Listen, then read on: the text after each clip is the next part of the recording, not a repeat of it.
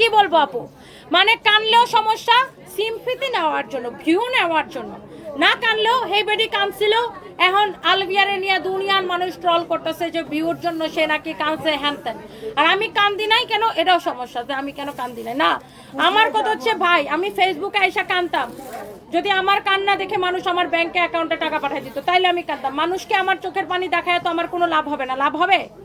মানুষ ওটা নিয়ে তামসা করবে, আমাকেও নিয়ে বলবে ও আচ্ছা জামাই মারা গেছে, এখন সিম্পিতির জন্য ফেসবুকে লাইভে এসে কান্নাকাটি করে। আমি কোনোদিন চাই না যে কেউ আমার চোখের পানি নিয়ে হাসি তামসা করুক। দ্যাটস ওয়াই আমি কোনোদিন মানে আমি যতটুকু পারি নিজেকে কন্ট্রোল রাখার চেষ্টা করি। কারণ মানুষকে আমার জীবন চালাই দিবে নাকি, আমাকে হচ্ছে কাজ করে চলতে হবে, রাইট?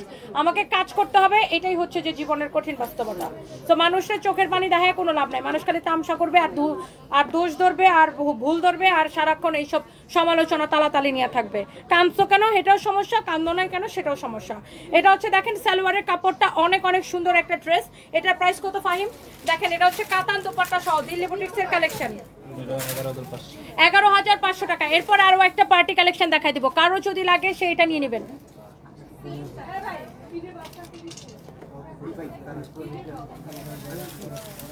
রাগের কথা বললে রাখবে না মানুষ, তো আল্লাহর ফেরেশতা তো না। যে বলছে রেগে কথা বলে কেন, সে মনে হয় রাগে জানে, রাখতেই জানে না, সেটাই নাটকবাজি করে, বুঝেন না রাইসামণি আপু? রাগের কথা বলবে মানে ডিরেক্ট আইসা বলবে যে দেশের মধ্যে একটা ধর্ষণ হয়েছে, আপনি কিছু বললেন না। ও মা, আপনি কি জানেন আমি কিছু বলছি কি না বলছি? এন্ড আপনারা কি চান ভাই?